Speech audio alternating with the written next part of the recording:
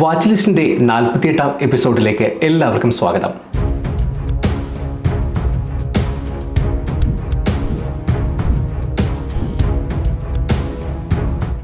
Indian ഇറക്കുമതിക്ക് 50% tariff എന്ന US പ്രഖ്യാപനം നടന്ന ആഴ്ചയാണ് കടന്നു പോകുന്നത്. ഇന്ത്യയെ പ്രതിരോധത്തിലാക്കാനുള്ള ഡൊണാൾഡ് ട്രംപിന്റെ നീക്കത്തിൽ ഓഹരി വിപണി കൂടുതൽ ചാഞ്ചാട്ടത്തിലേക്ക് കടക്കുകയാണ്. വിപണി കഴിഞ്ഞ 3 മാസത്തെ ഏറ്റവും താഴ്ന്ന നിലയിലെത്തി. ആഴ്ചക്കാലയളവിൽ സെൻസെക്സ് 742 പോയിന്റും നിഫ്റ്റി 202 പോയിന്റും നഷ്ടത്തോടെയാണ് വ്യാപാരം അവസാനിപ്പിച്ചത്. വരുന്ന ആഴ്ചത്തെ വിപണിയുടെ നീക്കം നിക്ഷേപകർ ഉറ്റുനോക്കുകയാണ്. അടുത്തയാഴ്ച ശ്രദ്ധിക്കാവുന്ന 2 സ്റ്റോക്കുകളാണ് വാച്ച് ലിസ്റ്റ് ഇന്ന് വിശകലനം ചെയ്യുന്നത്. കല്യാൺ ജ്വല്ലേഴ്സ്, വിശാൽ മെഗാമാർട്ട് എന്നിവയാണവ. ആദ്യം കല്യാൺ ജ്വല്ലേഴ്സ്. പിന്നെ പ്രകാശ്, കല്യാൺ ജ്വല്ലേഴ്സിൻ്റെ ഫണ്ടമെന്റൽ സൈഡ് എങ്ങനെയുണ്ട്? എന്താണ് ഈ സ്റ്റോക്കിൻ്റെ പ്രത്യേകത? കേരള ഓഹരിയാണ്. കേരളത്തിൽ ലിസ്റ്റ് ചെയ്തിട്ടുള്ള പ്രധാനപ്പെട്ട ഓഹരികളിലൊന്നാണ്. പിന്നെ നോക്കുകയാണെങ്കിൽ ഇന്ത്യയിലെ ഏറ്റവും വലിയ റീറ്റെയിൽ ജ്വല്ലറി ശൃംഖലകളിലൊന്നാണ്. ഇപ്പം റവന്യൂവിൻ്റെ ബേസിൽ നോക്കുകയാണെങ്കിൽ ടോപ്പ് 5-ലുള്ള ജ്വല്ലറി ശൃംഖലയാണ് കല്യാൺ ജ്വല്ലേഴ്സ്. ഇപ്പം കഴിഞ്ഞ ആഴ്ച Q1 റിസൾട്ട് വന്നിരുന്നു. അതിനെ തുടർന്ന് വെള്ളിയാഴ്ച ഒരു 10% ലീഡിങ്ങാണ് ഇപ്പോൾ ക്ലോസ് ചെയ്തിരിക്കുന്നത്. 528 ക്ലോസ് ചെയ്തിരിക്കുന്നത്. ഇപ്പോൾ നോക്കുകയാണെങ്കിൽ എൻ്റെ 795 വരെ റാലി ചെയ്ത് പോയിരുന്ന ഒരു ഓഹരിയാണ്. ഇപ്പം ഓൾ ടൈം ഹൈ ആണത്. 52 വീക്ക് ഹൈയും അതാണ്. ഓൾ ടൈം ലോ 55 ആണ്. 52 വീക്ക് ലോ 399 400 റുപ്പീസിലായിരുന്നു രേഖപ്പെടുത്തിയിട്ടുള്ളത്. ഓൾ ടൈം ലോ 55 എന്ന് പറയുമ്പോൾ അതൊന്ന് 2021 മാർച്ച് സമയത്താണ് ഇത് IPO നടന്നത്. അപ്പം അന്ന് 87 രൂപയ്ക്ക് ഇഷ്യൂ പ്രൈസ് ആയിരുന്നു. ആ സമയത്ത് ഒരു തിരിച്ചടിയൊക്കെ നേരിട്ടിട്ടാണ് അവിടുന്ന് കയറിപ്പോയ ഒരു ഓഹരിയാണിത്. നോക്കുകയാണെങ്കിൽ അന്ന് IPOയിൽ വാങ്ങിച്ചിട്ടുള്ളവർക്ക് ഇപ്പോഴും നല്ല രീതിയിൽ റിട്ടേൺസ് 10 ടൈംസിലേറെ അടുപ്പിച്ച് കൊടുത്തിട്ടുള്ള ഒരു ഓഹരിയാണ്. അപ്പം നമുക്കിതിൻ്റെ ഒരു ഫണ്ടമെൻ്റൽ സൈഡ് നോക്കുകയാണെങ്കിൽ ഇപ്പം സെയിൽസ് ഗ്രോത്ത്, റവന്യൂ ആൻഡ് പ്രോഫിറ്റബിലിറ്റിയുടെ ഒരു ട്രെൻഡ്സ് എങ്ങനെയാണ് അതിൻ്റെ ട്രെൻഡ് നമുക്ക് നോക്കുകയാണെങ്കിൽ സെയിൽസ് ഗ്രോത്ത് നോക്കുകയാണെങ്കിൽ കഴിഞ്ഞ 3 വർഷത്തിനിടെ 2 മടങ്ങിലേറെ വർധന കാണിച്ചിട്ടുണ്ട്.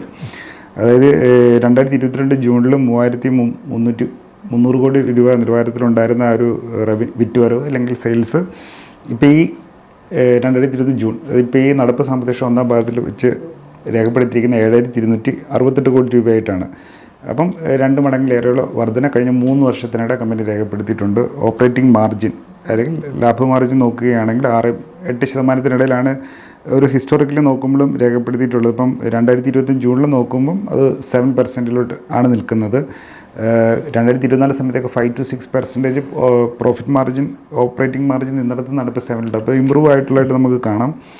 നെറ്റ് പ്രോഫിറ്റ് നോക്കുകയാണെങ്കിലും കഴിഞ്ഞ 3 വർഷത്തിനിടെ 2.5 മടങ്ങോളമുള്ള വർധന കാണിക്കുന്നുണ്ട്. അതായത് ഈ 2022 ജൂണിൽ നോക്കുകയാണെങ്കിൽ 108 കോടി രൂപ ഉണ്ടായിരുന്ന ത്രൈമാസ കാലയളവിൽ അറ്റാദായം ഈ നടപ്പ് ജൂണിൽ 2020 ജൂണിൽ അല്ലെങ്കിൽ Q1 നോക്കുമ്പോൾ അത് 264 കോടിയായിട്ട് വർദ്ധിച്ചിട്ടുണ്ട്. അപ്പോൾ 2.5 മടങ്ങുള്ള വർധന 3 വർഷത്തിനിടയിൽ കൈവരിച്ചിട്ടുണ്ട്. ഇനി ഏണിംഗ് പെർ ഷെയർ നോക്കുകയാണെങ്കിൽ ജൂൺ ക്വാർട്ടറിലേത് 2.56 റുപ്പീസാണ്. അപ്പോൾ അങ്ങനെ നോക്കുമ്പം ഈ രീതിയിലുള്ളൊരു മൊമെൻറ്റം അല്ലെങ്കിൽ ഗ്രോത്ത് സസ്റ്റെയിൻ ചെയ്യുകയാണെങ്കിൽ 9 മുതൽ 10 രൂപയുള്ളത് ആനുവലി നോക്കുമ്പോഴേക്ക് ഏണിംഗ് പെർ ഷെയർ എത്താം. ഇനി പ്രോഫിറ്റബിലിറ്റിയുടെ നോക്കുകയാണെങ്കിൽ ROC നോക്കുകയാണെങ്കിൽ ROE റിട്ടേൺ ഓൺ ഇക്വിറ്റി നോക്കുകയാണെങ്കിൽ 15.9% ആണ്. ROC 14.3% ആണ്. അപ്പം കഴിഞ്ഞ 5 വർഷം മുന്നത്തെയായിട്ട് നോക്കുമ്പം 11%ലേക്ക് നിന്നിരുന്നത് ഇപ്പം 15 അല്ല 16 ഒരു മിഡ്-ടീൻ ലെവലിലേക്ക് എത്തിയിട്ടുണ്ട്. അത് ഇമ്പ്രൂവ് ചെയ്യുന്നതിനെ തന്നെ കാണിക്കുന്നത് ഒരു ഹെൽത്തി റിട്ടേൺ മെട്രിക്സ് തന്നെയാണ് സൂചിപ്പിക്കുന്നത്. പക്ഷേ ഒരു ഹൈ ക്വാളിറ്റി റീറ്റെയിൽ പിയേഴ്സ് അല്ല മറ്റ് കമ്പനിയായിട്ട് നോക്കുമ്പം അതിൻ്റെ താഴെയാണ്. പക്ഷേ എന്നിരുന്നാലും ഒരു ഹെൽത്തി റിട്ടേൺ മെട്രിക്സ് തന്നെയാണ് ഇത് കാണിക്കുന്നത്. ഇനി ഇതിൻ്റെ ബാലൻസ് ഷീറ്റിൻ്റെ ക്വാളിറ്റി നോക്കുകയാണെങ്കിൽ ലിവറേജ് നോക്കുകയാണെങ്കിൽ ഡെറ്റ് ടു ഇക്വിറ്റി 1.03 ആണ്. ഒരു റീറ്റെയിൽ ചെയിനെ സംബന്ധിച്ച് ഹൈ ആണ്. പക്ഷേ ഇതൊരു ഹൈ ഇൻവെൻട്രി ആയിട്ടുള്ളൊരു ഇൻവെൻട്രി ബാക്ക് ബോറോയിങ് അതിൻ്റെ അകത്ത് വരുന്നത്. ഇപ്പോൾ ഗോൾഡ് പർച്ചേസ് ചെയ്തിട്ടാണ് അത് ഓർണമെൻറ്റ്സ് ആക്കിയിട്ട് നമുക്ക് ശൃംഖല വഴി വിൽക്കാൻ. അപ്പോൾ ആ ലിവറേജ് നമുക്കതിനത്രയും മാനേജബിൾ ആണെന്നാണ് സൂചിപ്പിച്ചത്. കാരണം ഇൻവെൻട്രി ബാക്ക്ഡ് ആയതുകൊണ്ട് തന്നെ ഗോൾഡ് എന്ന് പറഞ്ഞൊരു അസറ്റ് അതിൽ നിൽക്കുന്നുണ്ട്. പിന്നെ ഇൻവെൻട്രി മാനേജ്മെൻ്റ് ഒക്കെ ബെറ്റർ ആയിട്ടുണ്ട്. ക്യാഷ് കൺവേർഷൻ സൈക്കിളും 2022 210 ഡേയ്സ് ആയിരുന്നത് ഇപ്പോൾ 129 ഡേയ്സിലേക്ക് കുറഞ്ഞിട്ടുണ്ട്. അതൊരു സിഗ്നിഫിക്കൻറ്റ് പോസിറ്റീവാണ്. ഇപ്പോൾ ഓപ്പറേഷണൽ എഫിഷ്യൻസി നോക്കിയാലും ലിക്വിഡിറ്റിയുടെ ഒക്കെ ബേസ് നോക്കിയാലും ഇമ്പ്രൂവിങ് ആണ്. ഇക്വിറ്റി ഗ്രോത്തും റിസർവ്സും സ്റ്റഡിലി ഗ്രോ ചെയ്യുന്നതായിട്ടാണ് കാണിക്കുന്നത്. അപ്പം ബിസിനസ് എക്സ്പാൻഷന് വേണ്ടിയുള്ള ഫണ്ടിങ്ങിന് വേണ്ടിയിട്ട് റിസർവ് ചെയ്യുന്നതായിട്ട് കാണിക്കുക. കാരണം ഡിവിഡൻഡ് ഈൽഡൊക്കെ 0.8% ഉള്ളൂ. കഴിഞ്ഞ 3 വർഷം ഡിവിഡൻഡ് നൽകിയിട്ടുണ്ട്, നമുക്ക് കാണാൻ കഴിയും. ഇനി അതുപോലെ തന്നെ ഇനി ക്യാഷ് ഫ്ലോ അനാലിസിസ് നോക്കുകയാണെങ്കിൽ ഓപ്പറേറ്റിംഗ് ക്യാഷ് ഫ്ലോ ഒക്കെ കൺസിസ്റ്റൻ്റ് ആയിട്ട് ഒരു പോസിറ്റീവ് കാണിക്കുന്നുണ്ട്. ഇപ്പം കഴിഞ്ഞ വർഷമൊക്കെ 1250 കോടിയുടെ ഒരു ഹൈ ഇൻവെൻറ്ററി ബിസിനസ്സിനെ സംബന്ധിച്ച് ക്രിട്ടിക്കലായിട്ടുള്ളൊരു ഘടകമാണ്. അത് കൺസിസ്റ്റൻ്റ് ആയിട്ട് പോസിറ്റീവ് കാണിക്കുന്നുണ്ട്. ഫിനാൻസിങ് ക്യാഷ് ഫ്ലോസ് നോക്കുമ്പോൾ നെഗറ്റീവാണ്. അത് ഡെറ്റ് റീപേയ്മെൻറ്റ് വരുന്നുണ്ട്, ഡിവിഡൻസ് ഒക്കെ കൊടുക്കുന്നുണ്ട് കാണിക്കുന്നതാണ്. ഇനി വാല്യുവേഷൻ നോക്കുകയാണെങ്കിൽ പി റേഷ്യോ 68.1 മൾട്ടിപ്പിൾസിനാണുള്ളത്. അപ്പം ഇൻഡസ്ട്രി ആവറേജ് നോക്കുമ്പോൾ അത് ഒരു ഹൈ ആണ്. ഇൻഡസ്ട്രി ആവറേജ് നിൽക്കുന്നത് 30.8 മൾട്ടിപ്പിൾസിനാണ് നിൽക്കുന്നത്. അതിൻ്റെ ഒരു ഇരട്ടിയോളം ഉള്ള രീതിയിലാണ് നിൽക്കുന്നത്. അപ്പം ഒരു പ്രൈസ് ടു ഏർണിംഗ് റേഷ്യോയുടെ ബേസിൽ നോക്കുമ്പോൾ അതൊരു എക്സ്പെൻസീവ് ആണ് നമുക്ക് കാണാം. P G ratio, price to earning growth ratio നോക്കിയാലും 1.44 ആണ്. അതും ഒരു നോക്കുമ്പോൾ ഒരു പ്രീമിയം വാല്യുവേഷൻ തന്നെയാണ്. ഒരു മോഡറേറ്റ്ലി ഹൈ തന്നെ പറയേണ്ടിയിരിക്കുന്നു. EV to EBITDA അല്ലെ എൻ്റർപ്രൈസ് മൾട്ടിപ്പിൾസ് നോക്കിയാലും 32.1 ആണ്. അതും എക്സ്പെൻസീവ് ആണെന്ന് കാണിക്കുന്നത്. പ്രത്യേകിച്ചും ലാർജ് റീറ്റെയിൽ പിയേഴ്സിൻ്റെ, അതായത് ലാർജ് റീറ്റെയിൽ ആയിട്ടുള്ള മറ്റ് എതിരാളി കമ്പനികളുടെയൊക്കെ നോക്കുമ്പം ലാർജ് റീറ്റെയിൽ കമ്പനികളുടെ നോക്കുമ്പോഴൊക്കെ 20യുടെ താഴെയാണ് നിൽക്കുന്നത് മിക്കപ്പോഴും. അപ്പം ആ രീതിയിൽ നോക്കുമ്പോൾ എൻ്റർപ്രൈസ് മൾട്ടിപ്പിൾസ് വേറൊരു എക്സ്പെൻസീവ് ആണെന്ന് പറയേണ്ടിയിരിക്കുന്നു. ബുക്ക് വാല്യൂ പെർ ഷെയർ നോക്കുമ്പോൾ 46.6 നിൽക്കുന്നത് എന്ന് പറയും. പ്രൈസ് ടു ബുക്ക് വാല്യൂ നോക്കുമ്പോൾ 11 ടൈംസിലാണ് നിൽക്കുന്നത്. അപ്പോൾ ഒരു വാല്യുവേഷൻ മെട്രിക്സ് നോക്കുമ്പോൾ ഒരു എക്സ്പെൻസീവ് ആണെന്ന് പറയേണ്ടിയിരിക്കുന്നു. ഇനി ഷെയർ ഹോൾഡിംഗ് ട്രെൻഡ്സ് നോക്കുകയാണെങ്കിൽ പ്രൊമോട്ടർ ഹോൾഡിങ്സ് 60 to 60% കൺസിസ്റ്റൻ്റ് ആയിട്ട് സ്റ്റേബിളായിട്ട് നിൽക്കുന്നുണ്ട്. അതൊരു കോൺഫിഡൻസ് സിഗ്നലാണ്. അതേസമയം FISൻ്റെ ഹോൾഡിങ്സ് ഈ IPOയ്ക്ക് ശേഷം വളരെ സിഗ്നിഫിക്കൻ്റ് ആയിട്ട് കുറഞ്ഞായി കാണാം. 29, അതായത് 2022 ഡിസംബറിൽ 29% FISൻ്റെ ഫോറിൻ ഇൻസ്റ്റിറ്റ്യൂഷണൽ ഇൻവെസ്റ്റേഴ്സിൻ്റെ അല്ലെങ്കിൽ വിദേശ നിക്ഷേപകരുടെ ഓഹരി പങ്കാളിത്തം ഇപ്പോൾ ഈ ജൂണിലേക്ക് നോക്കുമ്പോൾ 68.8 കുറഞ്ഞിട്ടുണ്ട്. പക്ഷേ നമുക്കതിനത്ര നെഗറ്റീവായിട്ട് എടുക്കേണ്ട കാര്യം ഇപ്പുറത്ത് DIs, domestic institutional investors, mutual ഫണ്ടൊക്കെ പോലത്തെ ഡൊമസ്റ്റിക് ഇൻസ്റ്റിറ്റ്യൂഷണൽ ഇൻവെസ്റ്റേഴ്സ് 2.6 13.3% അവർ സ്റ്റേക്ക് ഹൈ കൂട്ടിയിട്ടുമുണ്ട്. അപ്പം നമുക്കതിനെ കാര്യം ഇൻസ്റ്റിറ്റ്യൂഷണൽ ഇൻവെസ്റ്റേഴ്സിന് നോക്കുമ്പോൾ ഒരാൾ ഇറങ്ങി ഒരാൾ കയറിയെന്ന് പറഞ്ഞാൽ നമുക്ക് ആ രീതി തന്നെ എടുക്കാം. ഒരു നെഗറ്റീവ് എന്നൊന്നും പറയേണ്ട കാര്യമില്ലത്. പബ്ലിക് ഹോൾഡിംഗ് ഒരു 7% താഴെയാണുള്ളത്. ഇനി ഇതിൻ്റെ ചുരുക്കത്തിൽ പറയുമ്പോൾ ഈ ഒരു ഓഹരിയുടെ ഒരു പോസിറ്റീവ് പറയുമ്പോൾ ഒരു സ്ട്രോങ് റവന്യൂ ഗ്രോത്ത് കാണിക്കുന്നുണ്ട്. അതായത് ഗോൾഡ് പ്രൈസ് വോൾട്ടൈലായിട്ടുള്ള ഘട്ടങ്ങളിലൂടെ പോകുമ്പോൾ പോലും ഒരു സെയിൽസ് ഗ്രോത്ത് കാണിക്കുന്നത് ഒരു പോസിറ്റീവാണ്. സ്ട്രോങ് റവന്യൂ ഗ്രോത്ത് കാണിക്കുന്നൊരു പോസിറ്റീവാണ്. വർക്കിംഗ് ക്യാപിറ്റൽ സൈക്കിൾ ഇമ്പ്രൂവ് ചെയ്തിട്ട് കാണാം. ബ്രാൻഡ് സ്ട്രെങ്ത് ഉണ്ട്. ഒരു ROE പ്രോഫിറ്റബിലിറ്റിയും ഒരു സ്റ്റഡി ഇമ്പ്രൂവ്മെൻറ്റ് നമുക്ക് കാണാൻ കഴിയും. ഓപ്പറേറ്റിംഗ് ക്യാഷ് ഫ്ലോയും സ്ട്രോങ് ആണ്. റിസ്ക് എന്ന് പറയുമ്പോൾ ഹൈ വാല്യുവേഷൻ ആണ്. ഇപ്പോൾ ഈ നമ്മൾ വാല്യുവേഷൻ്റെ ടൈംസിൽ നോക്കുമ്പോൾ ഇതൊരു ഹൈ വാല്യുവേഷൻ ആണ്. പിന്നെ ഗോൾഡ് പ്രൈസ് വോളറ്റിലിറ്റി കാര്യങ്ങളൊക്കെ പോകുമ്പം മുന്നോട്ടുള്ള കാര്യങ്ങൾ ശ്രദ്ധിക്കേണ്ടിയിരിക്കുന്നു. ഡെറ്റ് ലെവൽ നോക്കണം, പക്ഷേ ഇത് മാനേജബിൾ ആണ്. അത് നമുക്ക് അത്രയധികം ഒന്ന് പറഞ്ഞെന്നുള്ളൂ. പിന്നെ ഓപ്പറേറ്റിംഗ് മാർജിൻ നിൽക്കുന്നത് ഒരു താഴെ നിൽക്കുന്നത് ഏതെങ്കിലും രീതിയിൽ കോസ്റ്റ് റൈസ് ചെയ്താൽ പ്രോഫിറ്റബിലിറ്റിനെ ബാധിക്കുന്ന ഒരു ഘടകമാണ്. ഇപ്പോൾ Q1 റിസൾട്ട് വന്നപ്പോഴും കമ്പനി ഒരു ലീൻ ക്രെഡിറ്റ് പോളിസിയൊക്കെ ഇതാക്കുമെന്ന് പറഞ്ഞിട്ടുണ്ട്. അതായത് പ്രോഫിറ്റബിലിറ്റിനെ ഇമ്പ്രൂവ് ചെയ്യാൻ വേണ്ടി എടുക്കുന്ന സ്റ്റെപ്പായിട്ടാണ് അതായത് ഒന്നാം പാദഫലത്തിന് ശേഷമുള്ള മാനേജ്മെൻറ്റ് കമൻറ്റിൽ വന്നേക്കുന്ന പ്രധാനപ്പെട്ട കമൻറ്റുകളിലൊന്നാണ് അവർ ലീൻ ക്രെഡിറ്റ് പോളിസി ചെയ്യുമെന്ന് പറഞ്ഞേക്കുന്നത്. അപ്പോൾ അതൊരു പ്രോഫിറ്റബിലിറ്റിനെ ഇമ്പ്രൂവ് ചെയ്യാൻ വേണ്ടി ROCനെ ഇമ്പ്രൂവ് ചെയ്യാൻ വേണ്ടി എടുത്തേക്കുന്ന ഒരു സ്റ്റെപ്പാണത്. പിന്നെ റീജിയണൽ ബ്രാൻഡ് സ്ട്രാറ്റജി ചെയ്യുമെന്ന് പറഞ്ഞിട്ടുണ്ട്. അപ്പം ഓരോ സ്റ്റേറ്റിൽ 5 സ്റ്റോറെങ്കിലും അടുത്ത് 12 മാസത്തിൽ ഓപ്പൺ ചെയ്യുമെന്നും പറഞ്ഞിട്ടുണ്ട്. അതൊരു അഡ്രസ്സബിൾ മാർക്കറ്റിൻ്റെ എക്സ്പാൻഡ് ചെയ്യാൻ വേണ്ടിയിട്ടുള്ളൊരു സ്റ്റെപ്പാണ്. പക്ഷേ ഇത് ഈ പറഞ്ഞ രണ്ടിനൊരു മറുവശം എന്നുള്ളതെന്ന് പറഞ്ഞാൽ കൂടുതൽ ക്യാപിറ്റൽ ഇൻഫ്യൂസ് ചെയ്യേണ്ടി വന്നേക്കാം. അപ്പോൾ അവർ തന്നെ അത് പറയുന്നുണ്ട് 1500-2000 കോടി രൂപയെങ്കിലും വേണമെന്നുള്ളത്. അപ്പം പിന്നെ നോക്കുകയാണെങ്കിൽ ഇനി ഫെസ്റ്റീവ് സീസൺ വരാൻ പോവുകയാണ്. ഇന്ത്യ രാജ്യത്തെ ഏറ്റവും വലിയ ഉത്സവ സീസണുകൾ വരാൻ പോകണം. അപ്പോൾ Q2 ബെറ്ററായിട്ട് പെർഫോം ചെയ്യാൻ പറ്റുന്നതാണ്. സീസണാലിറ്റി നോക്കുമ്പോഴും കഴിഞ്ഞ 5 ഓഗസ്റ്റുകളിലെ പെർഫോമൻസ് നോക്കുമ്പോൾ കഴിഞ്ഞ 5 ഓഗസ്റ്റിൽ 3ലും പോസിറ്റീവ് റിട്ടേൺസ് നൽകിയിട്ടുണ്ട്. അത് Q2 എന്നുള്ളത് നമ്മൾ ചിന്തിച്ചിട്ട് വേണം അതിനെയൊക്കെ കണക്കാക്കാൻ. അപ്പം ആവറേജ് പോസിറ്റീവ് നൽകിയിട്ടുള്ളത് നോക്കുമ്പോൾ 25% റിട്ടേൺ നൽകിയിട്ട് കാണാം. പക്ഷേ നമ്മൾ വാല്യുവേഷൻ മെട്രിക്സ് വെച്ച് നോക്കുമ്പോൾ ഈ ഒരു വാല്യുവേഷനിൽ നോക്കുമ്പം ഒരു ഫ്രഷ് എൻട്രി അത്ര ഒരു സുഖകരമല്ല.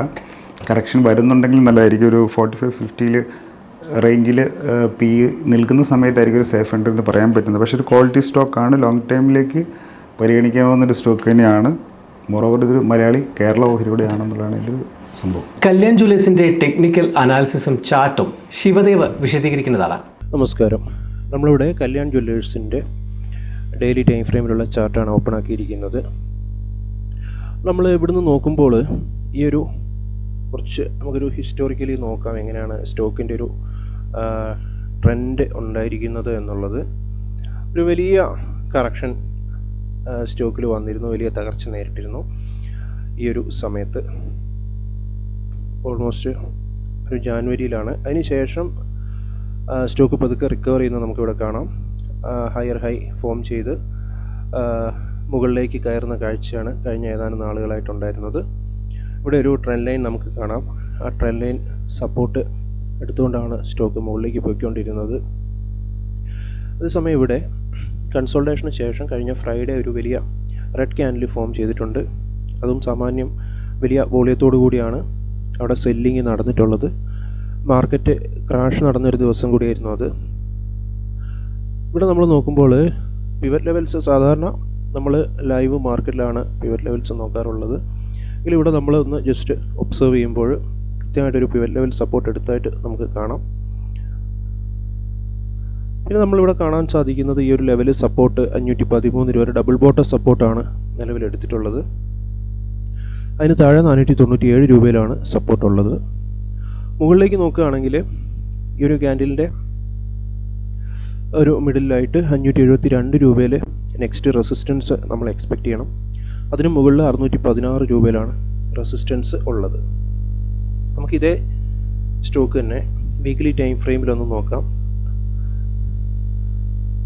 നമുക്ക് ലെവൽസൊക്കെ സെയിം ആണ്, എങ്കിലും ലെവൽസ് എല്ലാം ഒന്ന് മാറ്റിയിട്ട് നമുക്കൊന്ന് നോക്കാം. ഇവിടെ കൃത്യമായിട്ടൊരു ഹയർ ഹൈ ഫോർമേഷൻ വന്നിരുന്നു. കഴിഞ്ഞ 2-3 ആഴ്ചയായിട്ടൊരു ഇൻഡിസിഷനാണ് സ്റ്റോക്കിൽ നമുക്ക് വീക്ക്ലി ചാർട്ടിൽ കാണാൻ സാധിക്കുന്നത്. അതേസമയം കഴിഞ്ഞ ആഴ്ച സ്ട്രോങ് ആയിട്ടുള്ള ഒരു അപ്പർ ലെവൽ റിജക്ഷൻ വന്നതിന് ശേഷം സ്റ്റോക്ക് താഴേക്ക് പോയതായിട്ട് കാണാം.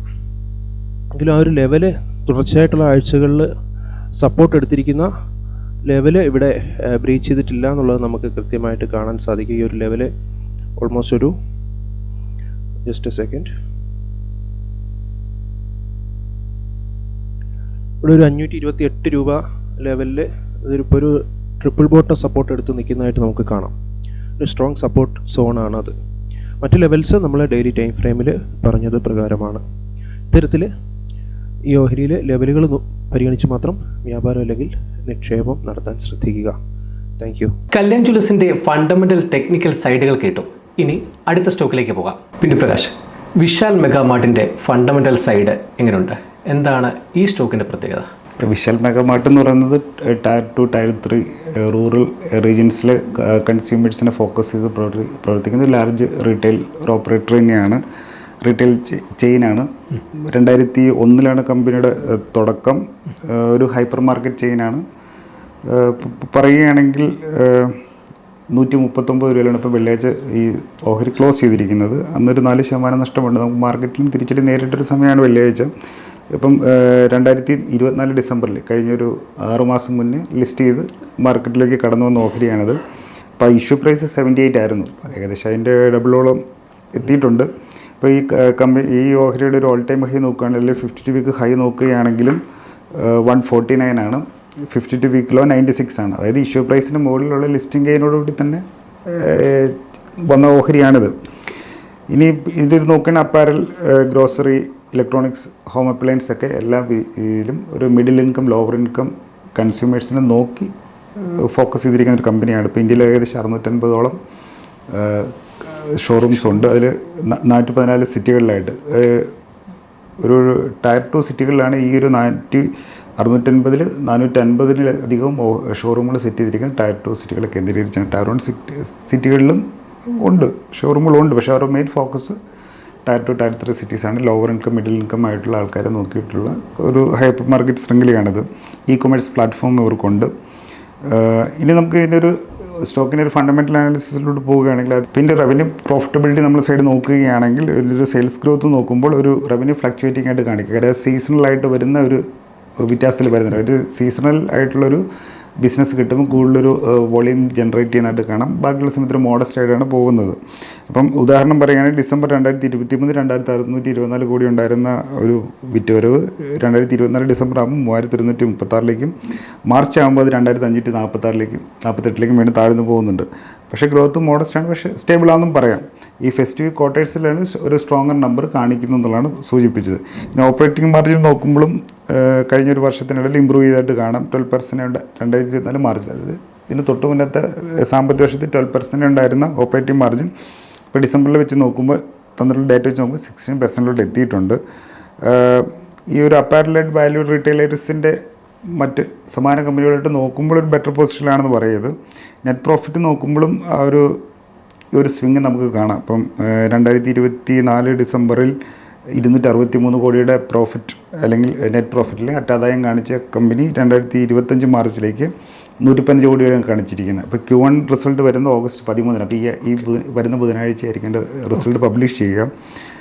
റിട്ടേൺ റേഷ്യോ നോക്കുമ്പോഴും ഒരു ഇമ്പ്രൂവിംഗ് ആണ്, എക്സെപ്ഷണൽ ആയിട്ടൊന്നുമല്ല. ഇപ്പോൾ return on equity 10.5%, return on capital employed 13.3 നിൽക്കുന്നത്. ഒരു high quality retail bench market നോക്കുമ്പം 15% വേണ്ട, ഇപ്പോൾ താഴെയാണ് നമുക്ക് പറയേണ്ടിയിരിക്കുന്നു. ഇനി ബാലൻസ് ഷീറ്റ് ക്വാളിറ്റി നോക്കുമ്പോൾ ഡെറ്റ് ഇക്വിറ്റി ലോ ആണ്, 0.27 ഉള്ളൂ. ഒരു ഫിനാൻഷ്യൽ ഫ്ലെക്സിബിലിറ്റി ഫോർ എക്സ്പാൻഷൻ നൽകുന്നൊരു ഘടകമാണത്. ഇനി ഇൻവെൻട്രി മാനേജ്മെൻറ്റ് നോക്കുമ്പോഴും ബെറ്റർ ആയിട്ടുള്ളത് കാണാം. ക്യാഷ് കൺവേർഷൻ സൈക്കിളും ബെറ്റർ ആയിട്ടുണ്ട്.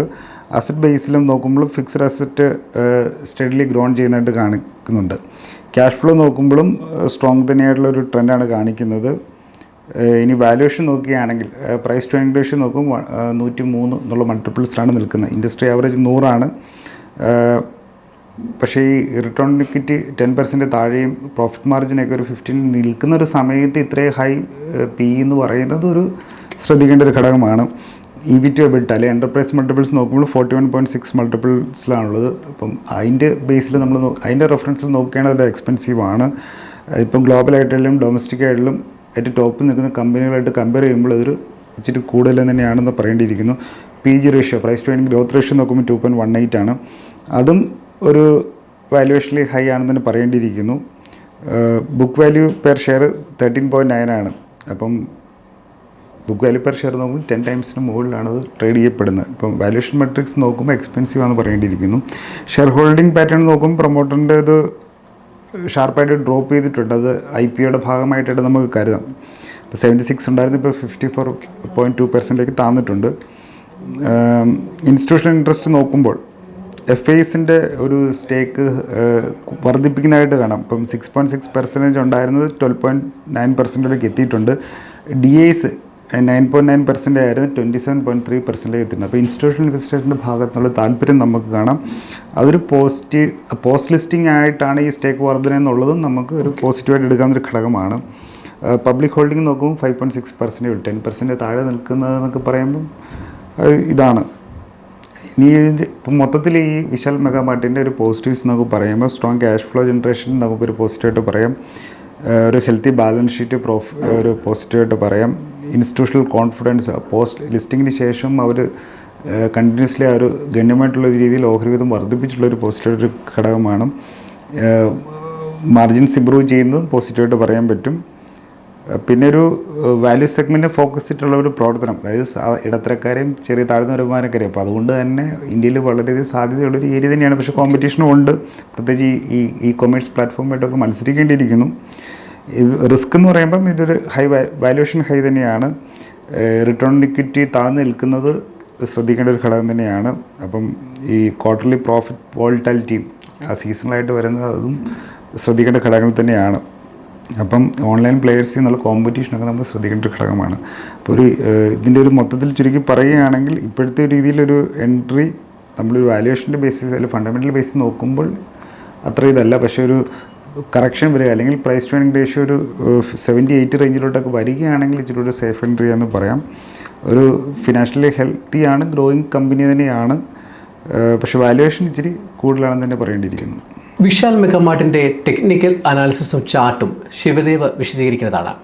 നമസ്കാരം. നമ്മളിവിടെ വിശാൽ മെഗാമാർട്ടിൻ്റെ ഡെയിലി ടൈം ഫ്രെയിമിലുള്ള ചാർട്ടാണ് ഓപ്പൺ ആക്കിയിരിക്കുന്നത്. നമുക്ക് ആദ്യം ലെവൽസ് ഒന്ന് നോക്കാം. നിലവിലെ ഓഹരി വില 139 രൂപയിലാണ്. മുകളിൽ ഓൾ ടൈം ഹൈ ലെവൽ 149 രൂപയാണ്. അവിടെ നമ്മളൊരു റെസിസ്റ്റൻസ് എക്സ്പെക്റ്റ് ചെയ്യണം. അതിന് താഴെ 143 രൂപയിലും ഒരു റെസിസ്റ്റൻസ് പ്രതീക്ഷിക്കാവുന്നതാണ്. താഴെ നിലകളിൽ 133 രൂപയിൽ ഒരു ഡബിൾ ബോട്ടം സപ്പോർട്ട് നമുക്കിവിടെ കാണാം. അതേ നിലയിൽ തന്നെ നമുക്കൊരു സപ്പോർട്ട് എക്സ്പെക്റ്റ് ചെയ്യാം. അതിന് താഴെ 127 രൂപയിൽ നമുക്ക് ഒരു സപ്പോർട്ട് കാണാൻ സാധിക്കും. നമുക്ക് ഡ്രോയിങ്സ് ഒന്ന് മാറ്റി നോക്കുകയാണെങ്കിൽ കൃത്യമായിട്ടൊരു ഹയർ ഹൈ ഫോം ചെയ്ത് ട്രെൻഡിലേക്ക് പോകുന്ന സ്റ്റോക്കാണ് ഇതെന്ന് കാണാം. EMA നമ്മൾ അപ്ലൈ ചെയ്യുമ്പോൾ EMA 20 എന്നാണ് നിലവിൽ സപ്പോർട്ട് എടുത്ത് നിൽക്കുന്നത്. EMA 20, 50 സോൺസിൽ നിന്ന് സ്റ്റോക്ക് എപ്പോഴും സപ്പോർട്ട് എടുത്തതായിട്ടാണ് ഇവിടെ നമുക്ക് വിസിബിൾ ആവാൻ സാധിക്കുന്നത് കഴിഞ്ഞ ഏതാനും നാളുകളായിട്ട്.